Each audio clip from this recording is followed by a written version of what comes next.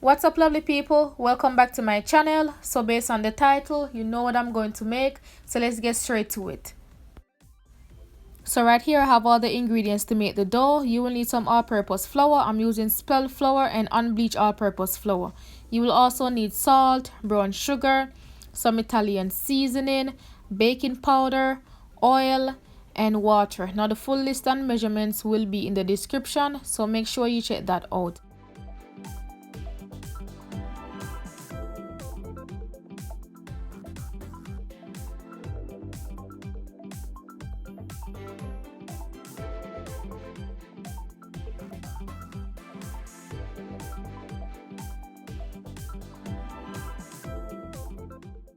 So to give the dough some flavor, I'm adding some Italian seasoning.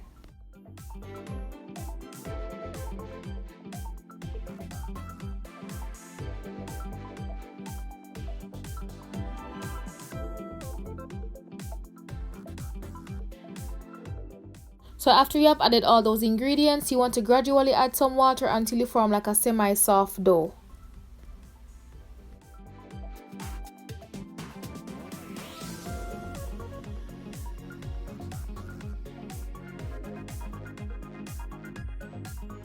After you have formed a dough, you want to knead it for about 2 to 3 minutes, after which you're going to cover it and allow it to rest for about 10 to 15 minutes.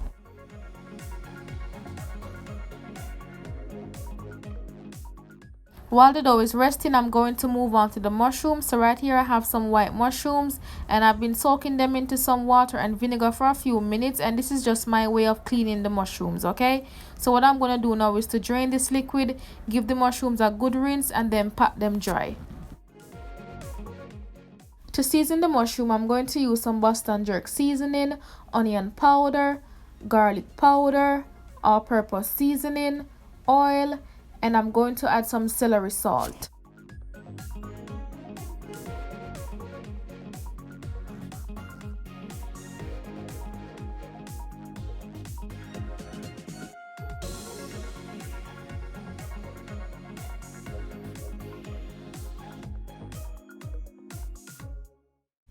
After you have combined those seasonings, add them to the mushrooms and make sure to mix properly so the mushrooms are nicely coated.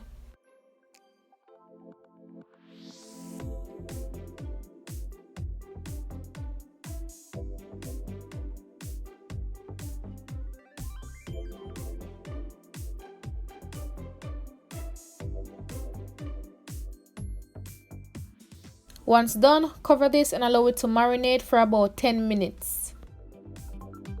After that 10 minutes, go ahead and add the mushrooms to a pot, and there's no need to add any oil, okay?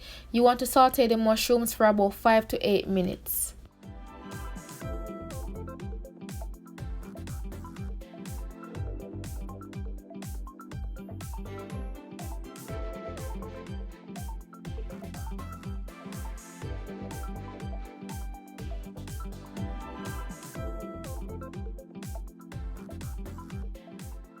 So this is why I did not want to add any extra oil apart from what I added earlier to the seasonings, because as you can tell from here, the amount of liquid the mushrooms spring. As the mushrooms cook, most of this liquid will eventually evaporate.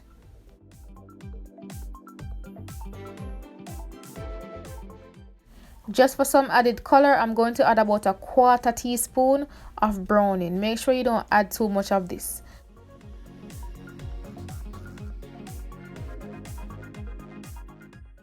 You can also taste to see if you need any additional seasoning, and I honestly did not need any more seasoning. Like that small amount of jerk seasoning I used was so potent, and then the other seasonings balance it out.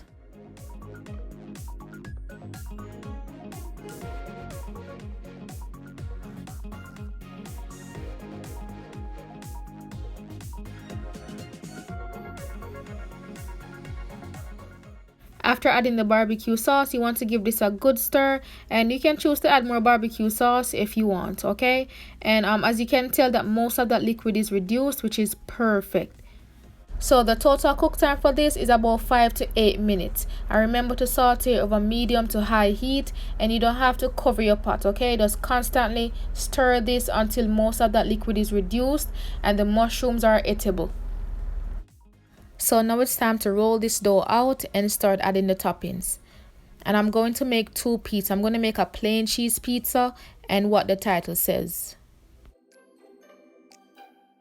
Make sure to add some flour, or you can add some oil to your pizza pan so the pizza doesn't stick. So you don't have to use a mason jar to roll this, okay? You can always use your hands or a rolling pin. So after you have rolled out the dough, you can choose to fold the edges to create like a crust.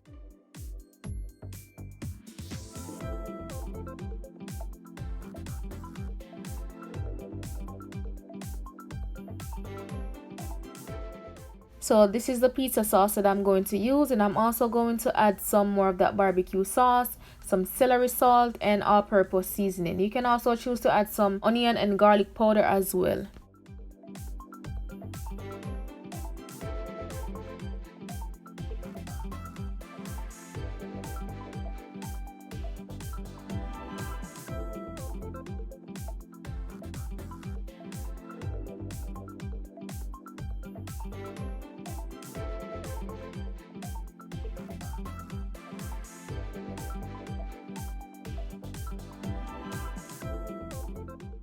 Start by adding that barbecue and pizza sauce mixture and make sure to add a generous amount.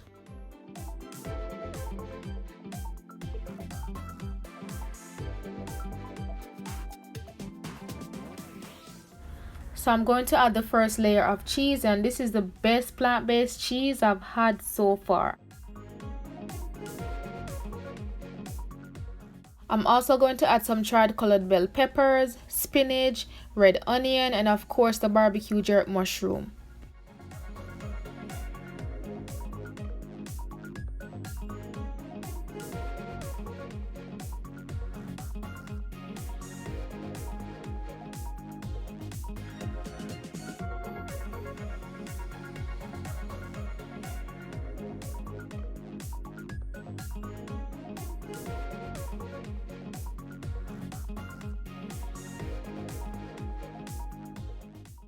So as I mentioned earlier, I'm also going to make a plain cheese pizza. So I'm going to use that same sauce.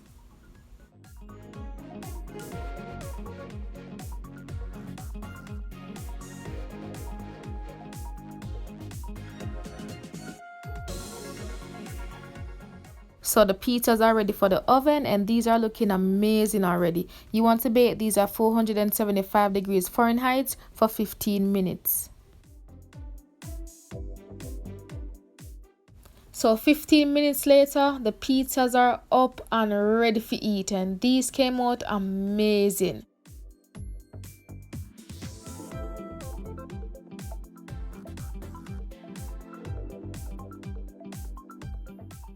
This pizza was so delicious. I mean, the crust was just crunchy, just the way I like it, and not to mention how flavorful the topping was.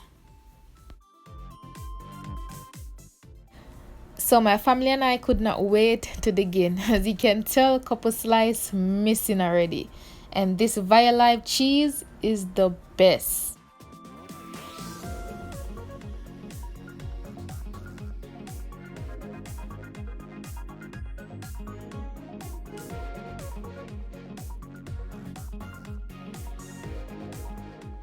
And that's it. Thank you so much for watching. I hope you all try and enjoy this recipe. And until next time, bless up.